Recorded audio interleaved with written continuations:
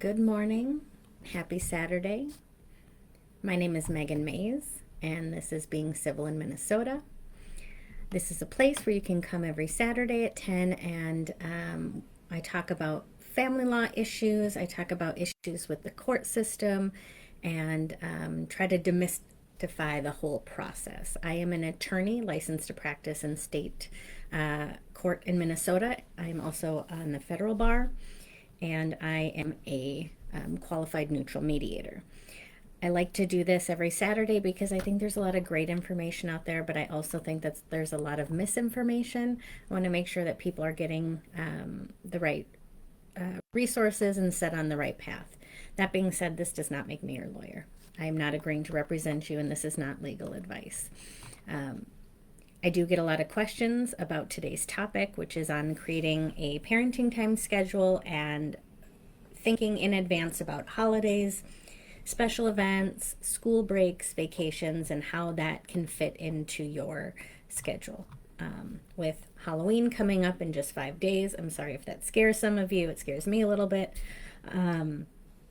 It's just a good time to start talking about this as a topic. So, the hope for this group is that people can ask questions and ask for resources. So if you have a question and you want it answered, go ahead and send a message in Being Civil in Minnesota. You can post anonymously. You don't have to identify yourself. And then I can answer the question next Saturday at 10. If you know other people who are dealing with custody issues or child support or just co-parenting struggles, and they're asking you questions and you don't know, send them here. Please join the group. We are at almost 300 members, and I'm just so grateful to be able to continue to do this. So, first of all, we'll talk about a regular parenting time schedule. A lot of times people get custody and parenting time mixed up. Parenting time schedule is where the child is and when and with who. So you can have 50-50 custody, meaning you guys will make decisions jointly, but that doesn't mean you guys have an equal parenting time schedule. So a regular parenting time schedule is the normal schedule for the kiddos. Where are they going to be? A lot of families have different parenting time schedules given the ages, the distance, any safety concerns. There may be reasons for schedules. They are as many as you can think of. There's a schedule out there. So you have a regular parenting time schedule, but there are going to be things that come up during the year. Holidays, special occasions, cultural events, religious events, and those kinds of, that time takes priority, precedence. It means if I have the 4th of July in my parenting plan, but the kids are with the other parent, I have the holiday parenting time, and that would take precedence over the regular parenting time. So there are lots of ways that you can share special time with your kids. Obviously, if you had a singular nuclear kind of family tradition with a lot of the holidays, transitioning into a shared schedule is going to be hard for a lot of parents and sometimes even the kids. However, I will tell you, I have not heard of a single child ever complaining about 2 Christmases or 2 birthdays. That is just not something I hear of very often. Not that it is all about the celebrations or the gifts, but the kids are, they're going to adjust. So as parents, it can sometimes be hard for us. So what could you do to get this taken care of? Well, you could alternate the holidays, meaning one year if I have Thanksgiving, maybe my other parent has Christmas Eve, and then I get Christmas Day.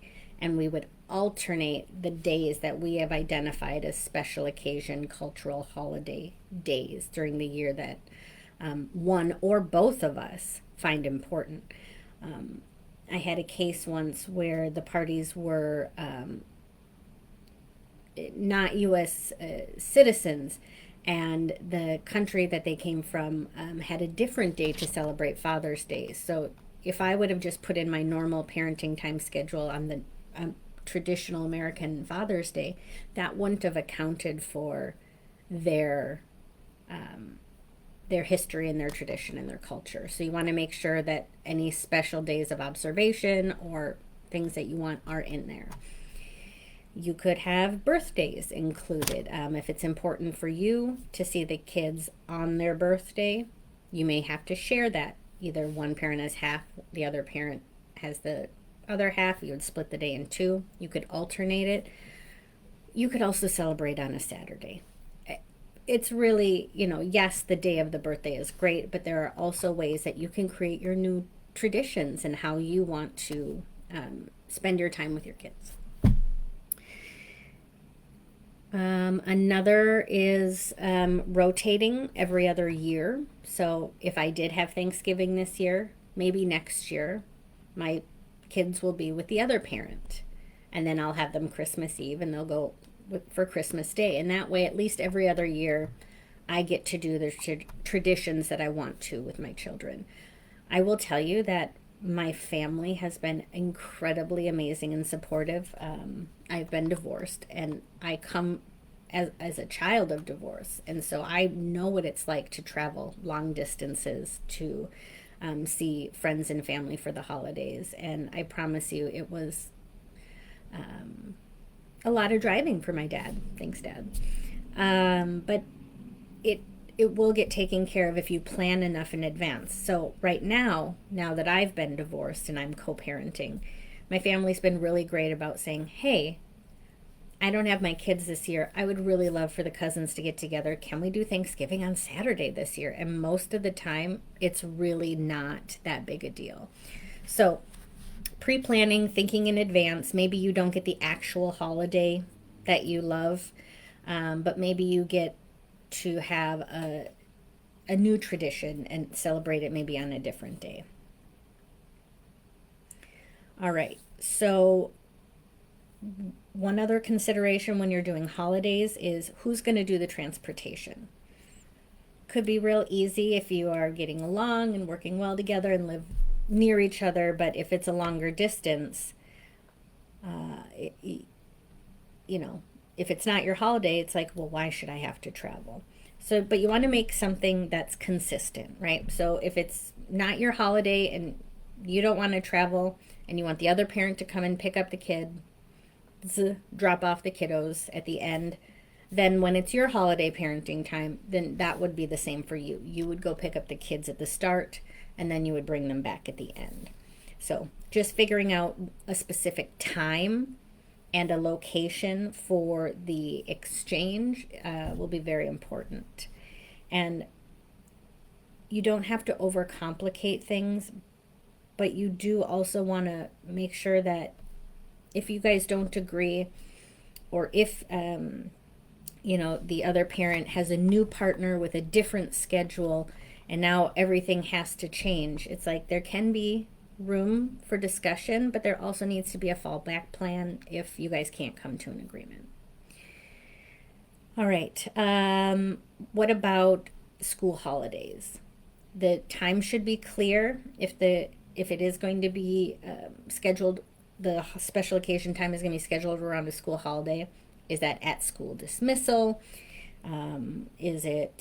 Does it go until 6 p.m. the day before school resumes again? Making sure you have a clear schedule can be really important to avoid confusion. And then you're going to have to, so there's regular parenting time. School break would take precedence over the regular parenting time, but they wouldn't necessarily take precedence over a holiday. So the winter break for kids, maybe the parent who has Christmas Eve, again, assuming that is your tradition, would get the first half of the break, and then on Christmas Day, the other parent would get the second half of the break. Maybe one gets spring break, one gets winter break, and you alternate. There's a million ways that you can find a way to come together, and mediation can be a really helpful tool to help parents who have just some barriers or hurdles, want to talk through some ideas and concepts. There's ways to break down barriers to almost every issue. And so finding a mediator who's qualified and has those kind of skills and, can be creative and problem solving with you, that can be really helpful, especially when talking about this kind of stuff. And then the last one is kind of vacations. And I've touched on that in a few other episodes, but vacation parenting time, right? So vacation parenting time, that will take precedence over the regular parenting time. But you can't take a vacation during someone else's holiday parenting time or their school break parenting time. How our vacations scheduled is an important thing to have in your parenting time or custody order. How much notice do you have to give? What if you both want to go down to Disney's 450th anniversary celebration with the kids? Is it first come, first serve? If there's a conflict, does one parent get the vacation in odd years and the other one gets them in even?